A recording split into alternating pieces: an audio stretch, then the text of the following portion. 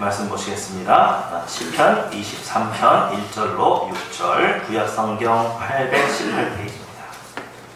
구약성경 818페이지, 시편 23편 1절로 6절입니다. 자, 교독하겠습니다. 여호와는 나의 목자시니 내게 부족함이 없으리로다. 그가 나를 푸른 그라에 누이시며 충만한 물가로 인도하시는도다. 내 영혼을 소생시키시고 자기 이름을 위하여 의의 길로 인도하시는도다. 내가 사망의 음침한 문제로 가는 자라도 해를 들어가지 않을 것은 주께서 나와 함께 하시니라. 지혜는 지방이나 관계가 나를 하시니라. 주께서 내 원수의 목전에서 내게 상을 차려주시고 기름을 내 머리에 부으셨으니 내 잔이 넘치나이다. 내 평생의 사사순과 요란시니 반드시 하지 않으니 내가 여호와의 영원히 살리로다. 아멘. 오늘 말씀은 우리가 참 좋아하는 말씀이고 우리가 늘 사모하는 말씀이죠. 여호와가 우리의 누가 되십니까? 목자가 되십니다. 그러므로 이 목자를 믿고 따르는 모든 양은 부족함이 있어요, 없어요? 없습니다. 없습니다. 오늘 하나님께서 분명히 우리에게 우리의 모든 부족함을 채우시고도 남는 목자로 임하셔서 우리 여러 가지 어려운 문제들에 대해서 답을 주실 줄 믿습니다. 제가 요즘에 하늘평화교회 가운데 하나님께서 주셨던 말씀, 또 제가 설교했던 내용들을 좀 분석해 보기로 마음을 먹고 지금까지 어떤 말씀을 우리에게 주셔서 우리를 위로하시고 세움을 주셨던가 쭉 살펴보다가 제가 한 가지 공통점을 발견하고 그것으로 인해서 한 가지 이론을 설정할 수가 있게 됐습니다. 그래서 제가 오늘 제목을 이렇게 붙여봤어요. 순종과 복종의 심리적 저항선. 그 주보에 써있죠? 우리 한번 읽어볼까요? 시작. 순종과 복종의 심리적 저항선. 네. 그리고 이 이론에 대해서 답을 얻고 나니까 아이러니하게도 아주 해묵었던 질문에 대한 답을 얻게 됐습니다. 그게 뭐였냐면 우리 다윗 좋아하지요? 오늘 시편 23편을 기록한 다윗을 참 사랑하는데 하나님께서 이 다윗에게 특별한 호칭을 허락하셨습니다. 그게 뭐였죠? 마음에 합한 자. 마음에 합한 자. 도대체 다윗이라고 하는 사람이 얼마나 하나님을 뜨겁게 사랑했기에 하나님께서 그에게 내 마음에 합한 자라 그렇게 칭찬하셨을까? 그런데 의문이 생기는 건 이런 겁니다. 도대체 마음에 합했다는 것이 무슨 의미냐는 거예요. 마음에 합한 거는 어떤 상태일까요? 어떻게 하면 마음에 합했다는 칭찬을 들을 수 있을까요? 어떻게 생각하세요? 병욱 선생님, 마음이 합한 게 뭐예요? 네? 마음에 쏙 들어요. 그러니까 왜 마음에 쏙 들죠? 하는 행동이나 언행이 너무 이뻐서. 네, 그렇죠. 우리 너무 쉽게 그렇게 생각하고 살았어요. 저도 그랬습니다. 그런데 다윗의 일생을 한번 잘 지켜보십시오. 그는 소년 영웅이었죠. 수금을 잘 타서 악귀를 내어쫓을 만큼 뛰어난 악사였을 뿐만 아니라 골리앗을 쳐부술 만큼 믿음의 영웅으로 시작했습니다. 그런데 그가 나중에 왕위에 오르자 간음하지요. 그것도 모자라서 그 간음을 감추기 위해서 자신의 충신을 어떻게 했어요? 죽였습니다. 또 말년에는 하나님께서 원치 않는 인구조사를 했는데 그 인구조사로 인해서 성경은 7만 명이 죽음을 당했다. 그렇게 기록해놨습니다. 제가 의문이 드는 건 바로 이런 거예요.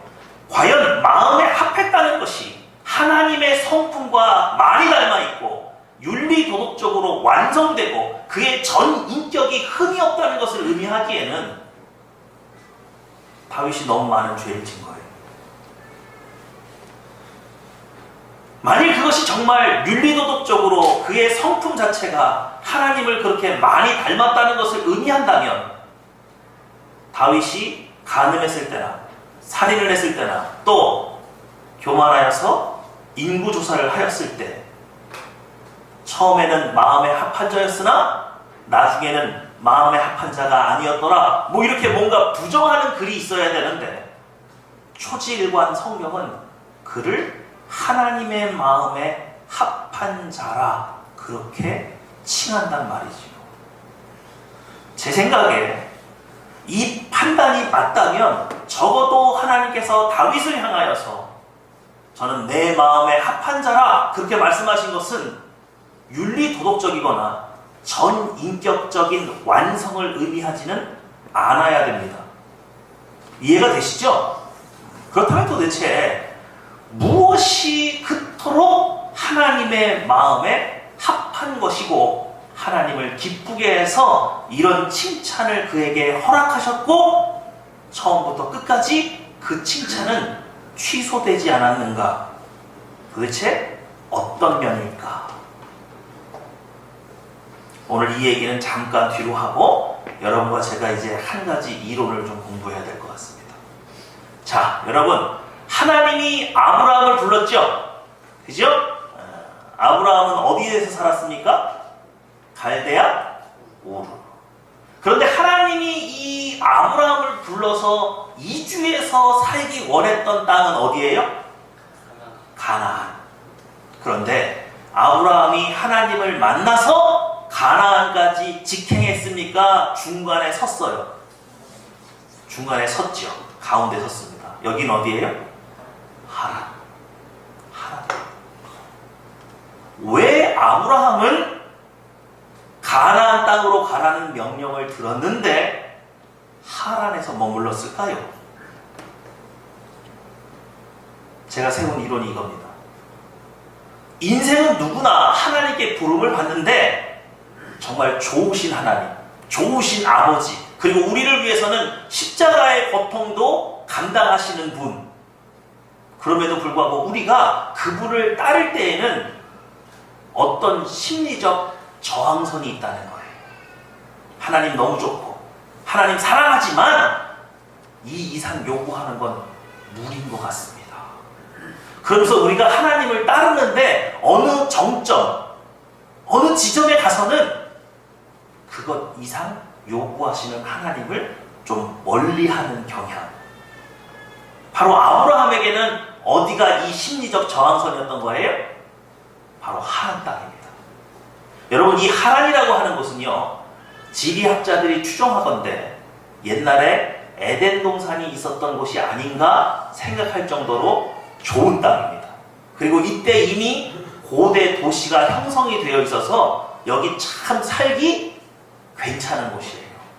아브라함이 어딘지 모르고 쭉 따라가고 있는데 하란에 딱 머물렀을 때 그의 마음속에 이런 생각이 든 거예요. 내가 하나님에게 다른 어느 곳으로 인도를 받고 그가 나에게 어떤 땅을 줄지 아직 내가 가보진 않았지만 이 땅만큼 좋을까?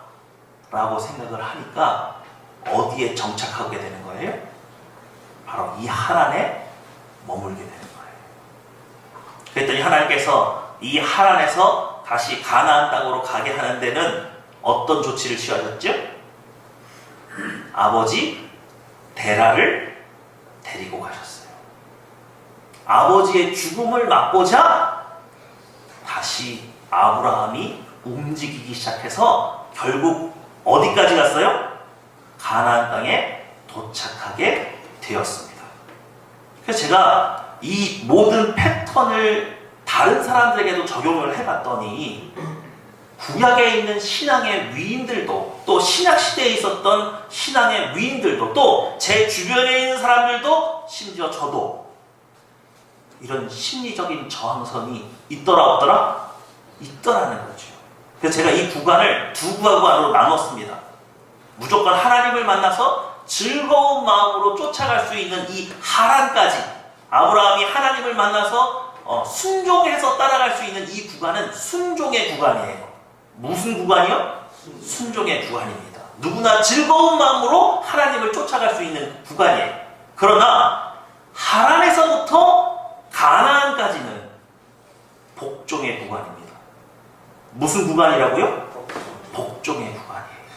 스스로를 쳐서 하나님의 뜻을 받들지 아니하고서는 나아갈 수 없는 곳, 더는 하나님을 따라갈 수 없는 곳, 정말 자기 자신을 치고 연단을 받아야만 그 길을 떠나는 구간, 바로 그곳이 복종의 구간이에요.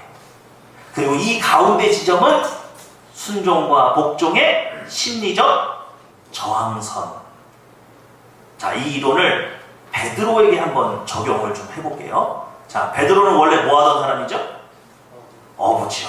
아버지와 함께 배를 몰던 어부였습니다. 그래서 어디 살았어요? 갈릴리에 살았죠. 그런데 예수님께서 이 어부를 데려다가 이렇게 말씀하셨습니다. 네가 이제는 누구를 낚는 어부가 될 것이다? 사람을 낚는 어부. 자, 하나님이, 예수님이 베드로를 불러서 세우고 싶은 이 지점은 사도예요. 뭐예요? 사도입니다. 그런데 베드로가 처음에 이 그물과 배와 부모님을 버리고 떠나갈 때 즐거운 마음으로 떠나갔어요. 막 마지못해서 끌려갔어요. 즐거운 마음으로 떠나갔죠? 그런데 이 베드로의 여정이 어디에서 딱 멈춥니까? 베드로의 심리적 저항선은 어디였어요? 십자가입니다. 십자가. 그죠? 십자가까지는 즐거운 마음으로 쫓아왔어요. 그런데 예수 그리스도께서 십자가에 딱 달려서 돌아가시고 나니까 베드로가 다시 어디로 돌아가요? 갈릴리 어부로 돌아갔어요. 그때 예수님이 다시 찾아가셨죠? 그리고 그 뒤로 베드로가 사도의 길로 떠나갈 때 즐거운 마음으로 떠나갔어요? 코에 뭐가 꿰어가지고 갔어요? 질질질 끌려가는 모습을 보이죠. 심지어는 예수님의 사랑하는 그 제자 요한, 그죠?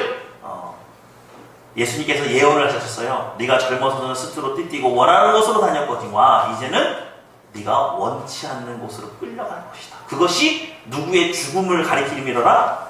베드로가 죽음으로 하나님께 영광을 돌릴 것을 의미한다.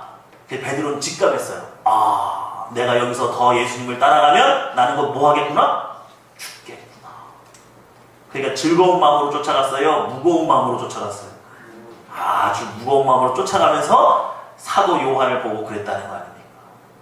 나는 죽는데 요한은 어떻게 됩니까? 예수님이 그러셨어요. 내가 얘를 살려줄지라도 너하고 무슨 상관이냐? 내가 너를 그렇게 불렀지 않느냐? 그랬더니 베드로가 밖에 나가서 제자들에게 뭐라고 푸념하고 다녔어요? 나는 죽고 누구는 살고 요한은 산대. 어때요? 즐거운 마음으로 쫓아갔어요? 질질 끌려갔어요? 질질 끌려갔죠. 베드로는 어부였습니다. 하나님은 그를 사도로 세우기 원하셨습니다. 그러나 베드로가 기쁜 마음으로 순종하면서 따라갈 수 있었던 것은 바로 십자가 앞이었습니다. 그때까지만 해도 주님과 함께 영광을 얻을 것을 너무 기뻐해서 쫓아다녔어요. 그런데 영광 얻는 것까진 좋은데 이제 주님의 무엇에는 못 참여하겠어요? 고난에는 못 참여하겠다. 주님과 함께 하늘나라에서 이 땅에서 국무총리가 돼서 영광을 누리는 건 내가 할 수 있는데 고난은 아니에요. 제가 왜 그것까지 해야 돼요? 그러면서 심리적으로 저항이 된 거죠. 그래서 베드로는 이 십자가를 한 번에 넘지 못하고 다시 원점으로 돌아갔다가 예수 그리스도께서 다시 찾아오시자 그가 이 복종의 구간으로 넘어갈 용기를 얻어서 결국 그는 어디까지 가긴 갔어요? 사도가 되어서 유대인의 전승에 의하면 거꾸로 십자가에 못 박혀서 순교자의 자리까지 간 것으로 우리는 알고 있습니다. 이해가 되시죠? 바로 이겁니다. 순종과 복종의 심리적 저항선이 많은 신앙의 위인들에게서도 공통적으로 발견이 된다고요? 안 된다고요? 된다고요. 그러니까 여러분이 하나님을 쫓아갈 때 기쁜 마음으로 쫓아가는 구간이 분명히 있어요. 누가 하지 말라고 해도 하고 싶은 구간이 있어요. 근데 어느 날 여러분의 믿음이 조금씩 자라다가 보면 나도 모르게 에이, 이만하면 됐지. 아니, 이만하면 내가 교회 생활도 잘하고 하나님 잘 섬기지. 내가 굳이 이 선까지 넘어가면서 내가 이렇게까지 해야 되나? 하는 심리적인 저항선이 슬슬 보이기 시작할 뿐 아니라 그 심리적 저항선이 딱 돌입을 하게 되면 하나님이 계속 너 나하고 처음에 사도가 되기로 약속했잖아. 내가 너를 사람을 낳는 어부가 되게 하기로 했잖아. 귀에 들려요, 안 들려요? 그건 안 들려요. 내가 이 정도 잘한 것만으로도 훌륭하니 하나님 저한테 더 많은 걸 요구하시면 안 돼요. 하나님, 제가 아브라함 아닙니까? 제가 갈대아 우르에서 잘 먹고 잘 살았잖아요. 아니, 하란까지 온 것도 대단한 거예요. 다른 사람들 같아서 하란까지 오지도 않아요. 그러니까 저한테 더 그 많은 걸 요구하시면 안 되죠. 바로 심리적인 저항선이 생긴다는 거예요. 오늘 또 한 명의 사람을 제가 여러분에게 소개를 해야 되겠습니다. 여러분, 이스라엘의 초대 왕이 누구예요? 사울이죠. 사울 왕이 있어요. 베냐민 지파의 가장 작은 지파의 가장 이름 없는 집안의 출신 성분을 갖고 있는, 그래서 아무도, 물론 키가 훤칠하고 멋있게는 생겼지만 그 사람이 왕이 될 제목이라고 생각하지 않았던 그 사람. 하나님께서 그를 뭐로 부르셨어요? 이스라엘의 초대 임금으로 불렀어요. 왕으로 불렀어요. 그래서 사울이 즐거운 마음으로 하나님을 따라가는 구간이 있어요. 그게 언제냐? 왕이 되었을 때까지. 문제는 이 심리적 저항선이 어디서 나느냐? 왕권을 유지하는 데에는 누구보다 누구의 마음을 더 사야 될 것 같아요? 하나님보다 백성들의 마음을 더 사야 될 것 같은 거예요. 바로 여기가 사울 왕의 심리적인 저항선입니다. 왕을 세워주시는 데는 누가 능한 것 같은데? 하나님이 능하신 것 같으나 왕권을 유지하는 데는 누구의 마음을 사야 될 것 같아요? 이 백성들의 마음을 얻어야 될 것 같은 거예요. 그래서 하나님의 명령과 백성들의 요구사항 속에서 갈등을 겪다가 결국 사울 왕은 순종의 구간은 같으나 이 복종의 구간이 인생 가운데 있어요, 없어요? 있어요, 없어요? 이게 안 보여요. 그럼 어떻게 했습니까? 자살로 인생을 마무리하게 됐습니다. 여러분, 이것은요 굉장히 중요한 사건입니다. 여러분의 인생을 통틀어서 누구나 하나님을 기뻐해서 순종하면서 갈 수 있는 구간까지 가는 것은 누구나 할 수 있는 거예요. 그러나 여러분이 사람으로 태어났으면, 대한민국의 남자로 태어났으면 국방의 의무를 지는 것은 당연한 것처럼 여러분이 거듭난 새 생명이 되었으면 하늘나라의 의무도 다 해야 되는 건 기본이에요, 기본이 아니에요? 기본이에요. 그럼 언젠가 하나님이 분명히 여러분에게 복종할 것을 요구하시는 때가 분명히 옵니다. 그런데 이 복종의 구간을 통과하지 못한 사람은 하늘나라의 상급이 있어요, 없어요? 이게 없는 거예요. 믿으시죠? 또 한 가지 있습니다. 여러분, 순종으로 하늘나라에 쌓을 수 있는 상급과 복종으로 하늘나라에 쌓을 수 있는 상급은 같을까요? 틀릴까요? 틀려요. 분명히 다릅니다. 그럼 어떤 게 더 상급이 크죠? 사실은 이 복종 구간에서 얻어냈던 그것이 훨씬 하늘나라의 상급이 더 커요. 그런데 많은 신자들이 이 심리적 저항선에서 복종의 구간으로 넘어간다고요? 안 간다고요? 안 간다. 안 간다. 지금까지 하늘평화교회 가운데 하나님이 주신 메시지를 제가 정리했더니 결론이 나는 겁니다. 지금 우리가 섬기는 이 예배가 하나님 보시기에 바로 이 심리적 저항선 가까이 와 있어서 우리들 마음 어느 스트맨가? 이 정도면 됐지. 우리들 마음 어디엔가 이 복종의 구간으로 넘어가는 것에 대하여서 서로 밀어내기를 하고 있었던 거예요.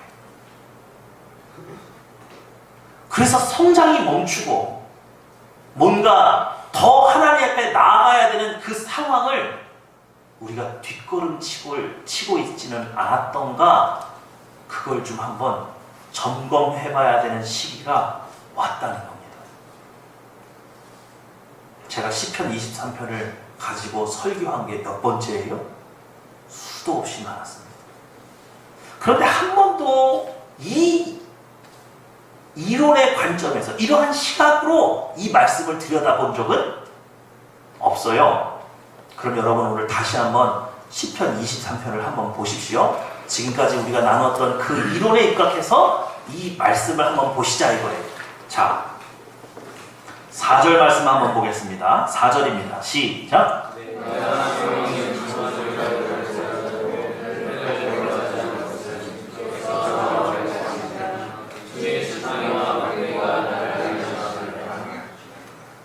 여러분 오늘 1절에 여호와는 나의 목자라 그랬습니다. 자, 목자를 따라가는 거 기분 좋게 따라갈 수 있어요? 질질 끌려갈 거예요? 기분 좋게 따라갔죠? 여호와가 뭐가 되시니까? 목자가 되시니까. 그런데 이 목자가 우리를 인도하고자 하는 곳은 어디입니까? 2절 말씀에 의하면 푸른 풀밭에 누이시며 쉴만한 물가로 인도한다 됐습니다. 바로 이 우리가 목자를 만나서 우리가 함께 가야 될 목적지는 푸른 초장, 쉴만한 물가죠. 그런데 이 가운데 뭐가 있어요? 사망의 음침한 골짜기. 모든 양들이 좋은 목자를 만나서, 선한 목자를 만나서 너무 기분 좋게 그 목자를 따라가고 있습니다. 그런데 드디어 밑이 드러나기 시작하는 거예요. 순종의 바닥이 드러나기 시작하는 거예요. 어느 지점에서 사망의 음침한 골짜기를 보는 그 순간 양들의 마음에서 동요가 일어나기 시작하는 거예요. 심리적인 저항이 일어나기 시작하는 거예요.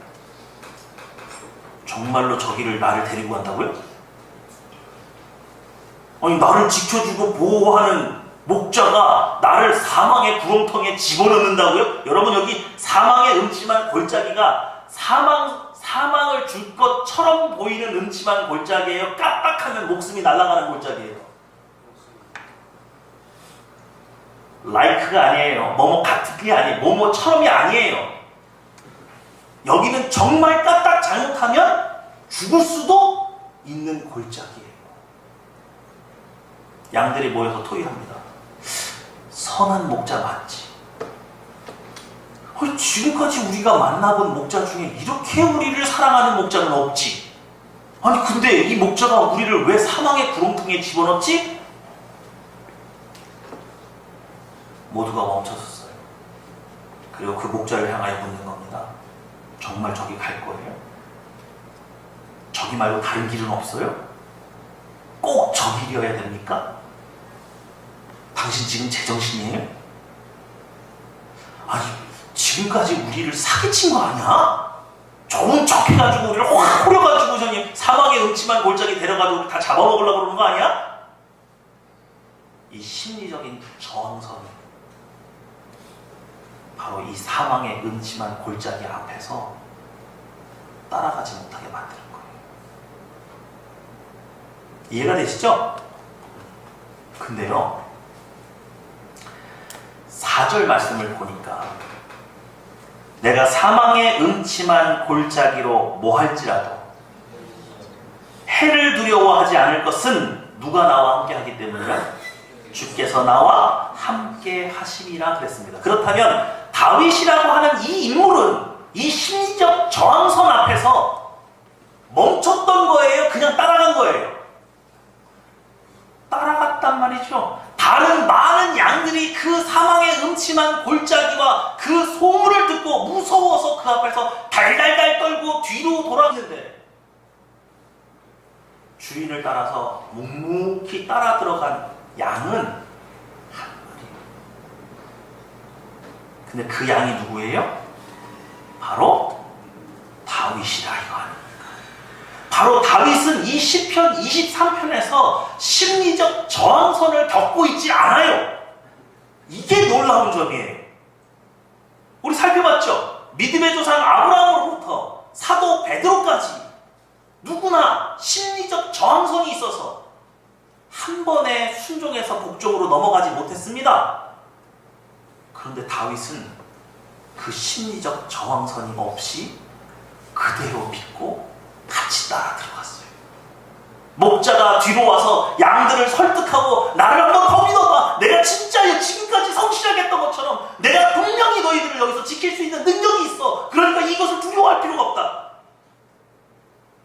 베드로가 갈릴리 어부로 돌아간 것처럼 다시 쫓아가서 그에게 확신을 주고 믿음을 주고 능력을 보여줘서 제발 믿고 나와 함께 가자. 그렇게 안 해도 다윗은 그냥 믿고 어떻게 했어요? 따라갔어요.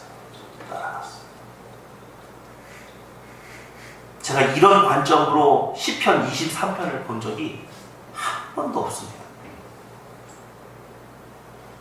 제가 이 말씀이 정확한 해석인지 궁금해서 도대체 마음에 합했다는 표현이 어떤 표현인지 찾아봤어요. 자, 여러분, 사도행전으로 갑니다.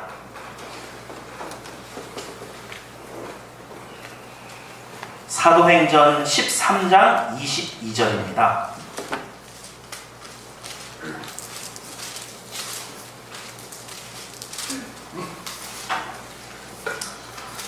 네, 사도행전 13장 21절로 22절을 한번 읽어보겠습니다. 사도행전 13장 21절로 22절입니다. 신약성경 209페이지입니다. 신약성경 209페이지 사도행전 13장 21절로 22절 시작. 그의 마음을 전하건대 하나님이 베냐민 지파 사람 비스야를 사울을 40년간 주셨다가 패하시고 다윗을 왕으로 세우시고 명령을 주시되 내가 내 아들 다윗을 만나니 내 마음에 맞는 사람이라 내 뜻을 다 이루리라 하시더니. 네, 아멘. 여러분, 하나님의 마음에 합한 자, 내 마음에 맞는 자, 이 표현 뒤에 뭐가 붙어요? 내 뜻을 다 이루리라. 믿으십니까? 하나님이 왜 하나님의 뜻을 다 못 이루셨어요? 왜 사울과 함께 하셨는데 든든한 이스라엘 국가를 만들지 못했어요? 사울이 순종의 구간은 따라왔는데 복종의 구간을 못 쫓아오는 거예요. 그래서 강력한 이스라엘을 못 세웠어요. 그런데 누구를 만나봤더니 다윗을 만나봤더니 다윗은 이러한 심리적 저항선이 있어요, 없어요? 없어서 다윗은 내가 어디로 가자고 해도 따를 사람이므로 내가 이 다윗을 통해서는 내 마음에 원했던 것들을 다 뭐하고도 남겠다? 이루리라. 이루고도 남겠구나. 그래서 다윗에게 하나님이 그런 호칭을 주는 거죠. 내 마음에 합한 자. 이 해석이 맞는 것 같습니다. 그렇다면 종합해보면 이런 거죠. 하나님이 다윗을 특별하게 생각했던 것은 그가 윤리도덕적으로 뛰어나고 하나님의 성품을 너무 닮아서 죄와 너무 멀고 절대로 죄를 안 지을 사람이라서가 아니라 흠이 있고 부족함에도 불구하고 언제나 하나님이 가자고 하면 뭐 할 사람이기 때문에 뒤도 돌아보지 않고 따라갈 사람이기 때문에. 그죠? 성경을 찾아보십시오. 이스라엘의 역대 왕 중에 오히려 다윗보다 더 윤리도덕적으로 깨끗한 왕이 있어요. 요시야 같은 왕도 얼마나 깨끗하고 성결하게 살았는지 모릅니다. 그런데 하나님께서 요시야를 놓고 내 마음에 합한 자라는 칭호를 주지 않아요. 왠 줄 아십니까? 요시야 왕의 치세 동안에 산당에서 제사 드리는 이방신을 다 쫓아내지 못했어요. 왜요? 요시야는 나이가 어리고 두려움이 많고 세력이 크지 못해서 하나님이 원하는 나라를까지 성장시킬 수 있는 여력이 없었던 사람이에요. 그는 가늠한 적이 없습니다. 인구조사를 한 적도 없습니다. 그러나 이스라엘을 완전히 개혁해서 새로운 나라를 이끌어갈 만큼 용기 있는 사람은 아니었던 거예요. 그런데 다윗은 상황이 주어지든지 주어지지 않든지 누가 움직이면 내 주인 대신 목자께서 움직이시면 앞뒤 안 가리고 뛰어갈 사람이다 이거예요. 그래서 하나님이 다윗이 너무너무 마음에 들었던 것은 내가 다윗이라는 그릇이 있다면 분명히 이스라엘을 반석 위에 든든한 나라로 세울 수 있겠다는 강한 확신을 가지셨단 말입니다. 그가 완벽하고 완전한 그릇은 아니지만은 적어도 주인을 따르는 데 있어서는 어떤 양보다 뛰어났단 말이죠. 믿으십니까? 바로 그것이 마음에 합한 자라는 뜻인 거죠. 오늘 이 말씀대로라면 여러분 우리 하늘평화교회가 우리 구성원들 모두가 그렇게 뛰어난 지식을 갖지 않아도 되고 그렇게 뛰어난 건강을 갖지 않아도 되고 또 우리가 설령 윤리도덕적으로 죄를 지을 수 있다 하더라도 우리가 정말 하나님이 가시는 곳까지 갈 수 있고 하나님이 멈추는 곳에 멈출 수 있는 순종과 복종을 따르는 데에 이런 심리적 저성이 없어서 선하신 목자를 끝까지 따라갈 수만 있다면 아버지 하나님께서는 분명히 우리를 통하여서 아버지께서 원하시는 만큼의 영혼을 구원하실 겁니까? 못하십니까? 하신다는 겁니다. 왜 못하십니까? 순종은 따라오는데 복종하지 못하는 하나님의 백성들 때문에 하나님이 일을 하실 수가 없다는 거예요. 이해가 되시죠? 이스라엘의 역대 왕 중에 윤리도덕적으로 따지면 다윗이 그렇게 높은 랭킹이 아니라니까요. 그가 간음했을 때 이미 부인이 4명 있었습니다. 뭐가 부족해서 그랬을까요? 그런데 하나님께서 그 사람을 그렇게 기뻐하신 이유가 뭡니까? 하나님을 따르는데 두려움이 없습니다. 오늘 이 말씀을 놓고 우리가 완전하게 묵상이 끝나려면 그렇다면 다른 모든 사람들 믿음의 조상 아브라함으로부터 사도 베드로까지 누구나 순종과 복종의 심리적 저항선이 있는데 왜 유독 다윗에게만 그것이 없는지를 밝혀내야겠습니다. 결론적으로 말씀드리면 딱 하나예요. 하나님을 진짜 아버지로 믿고 따랐어요. 사람이요 아무 의심 없이 누군가를 전폭적으로 믿고 따를 수 있는 유일한 관계는 아버지와 자녀의 관계밖에는 없어요. 그 말은 많은 성도들이 하나님을 아버지라고 고백하지만 진짜 믿고 의지하는 아버지는 아닌 거죠. 다윗은요 그런 아버지를 못 가졌어요. 선지자 사무엘이 와서 왕으로 세울 자가 이곳에 있다고 했을 때 다윗만큼은 양을 치느라고 선지자 앞에 보여주지도 않았던 그런 아버지. 그 속에서 분명히 다윗의 아버지상은 왜곡됐을 겁니다. 우리 아버지는 키 크고 잘생기고 힘 좋은 형님들만 사랑하시는.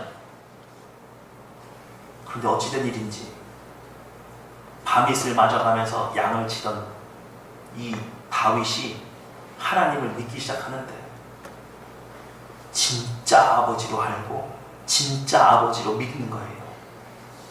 어느 날 양떼를 지키는데 사자가 나타납니다. 곰이 나타납니다.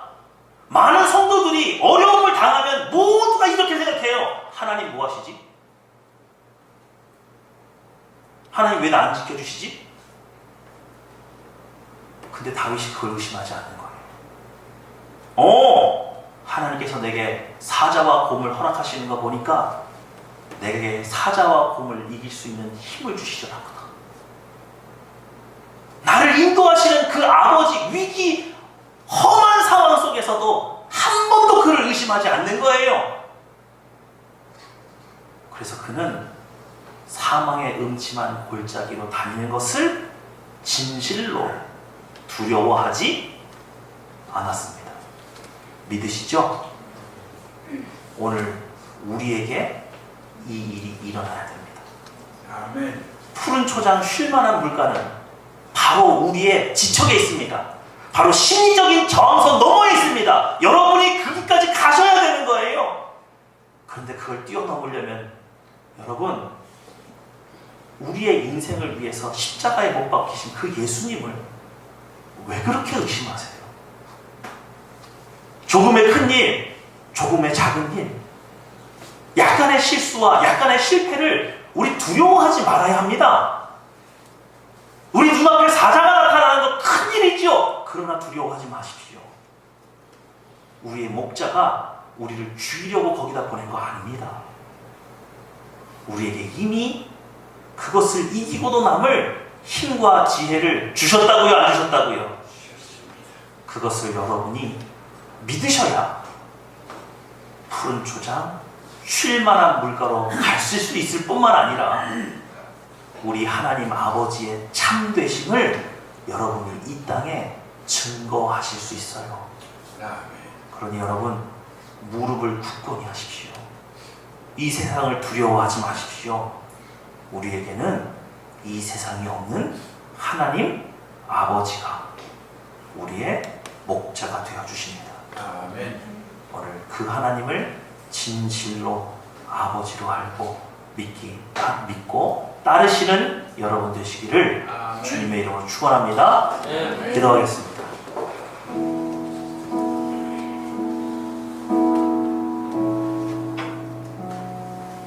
오늘 이 시간 우리의 마음속에 어떠한 죄책감도 다 털어내기 원합니다. 나의 순종은 왜 여기까지지? 내가 복종하지 못했구나. 아니요. 그런 마음들을 오늘 다 묻어버리세요. 타락한 본성을 가지고 태어난 인간은 누구나 이런 심리적인 저항선이 있을 수밖에 없습니다. 그러나 오늘 우리가 진정으로 회개해야 될 것은 우리가 하나님을 아버지로 부르면서 진실로 아버지로 대우하지 못했다는 거예요. 그 아버지께 우리의 인생을 맡긴다고 말하면서 사실은 다 맡기지 못한 겁니다. 오늘 회개하십시오. 아버지를 아버지로 믿지 못하고 우리의 선하신 목자를 인생의 고비마다 의심하면서 따라왔습니다. 그러나 오늘 이 시간 이 모든 의심과 의혹에서 우리를 자유롭게 해주시고 사랑이 많으신 아버지를 만날 수 있게 해주십시오. 기도하겠습니다.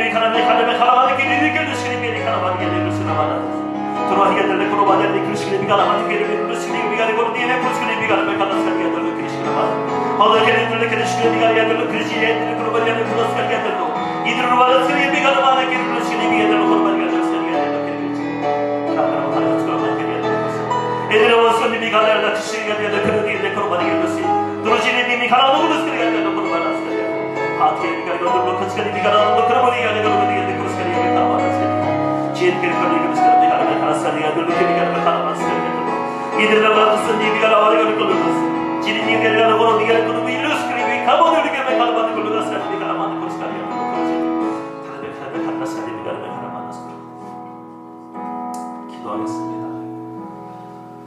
사랑과 인자가 충만하신 아버지, 우리가 하나님을 아버지로 섬깁니다. 아버지로 받아들였습니다. 우리의 인생을 인도하시는 건 아버지십니다. 그럼에도 불구하고 5년 후, 10년 후, 20년 후에 우리의 모습은 왜 이렇게 불안합니까? 왜 이렇게 두렵습니까? 아버지, 우리는 여전히 너무도 많은 것들을 두려워하고 있습니다. 그러나 진실로 하나님을 아버지로 섬겼던 신앙의 위인들의 마음속에는 이러한 두려움이 없는 줄 압니다. 오늘 우리를 이 두려움에서 자유롭게 해주십시오. 오직 하나님을 아버지로 섬겨야만 없어지는 이 두려움이 다시는 우리의 인생을 좌우하지 못하도록 하나님을 아버지로 꼭 붙들게 해주십시오. 그러므로 우리 마음 가운데 잃어버렸던 평안이 되찾아지기 원합니다. 그 평안을 통해서 하나님의 능력으로 우리가 새로워지는 역사를 다시 한번 맛보게 하여 주시옵소서. 담대한 믿음으로 구합니다. 아버지를 섬기는 아들로서, 딸로서 두려움 없이 아버지께 고백할 때에 아버지께서 하늘에서 들으시고 이 모든 것에 응답하시는 줄 믿습니다. 다만 우리와 함께하여 주시옵소서. 예수님의 이름으로 기도했습니다. 아멘.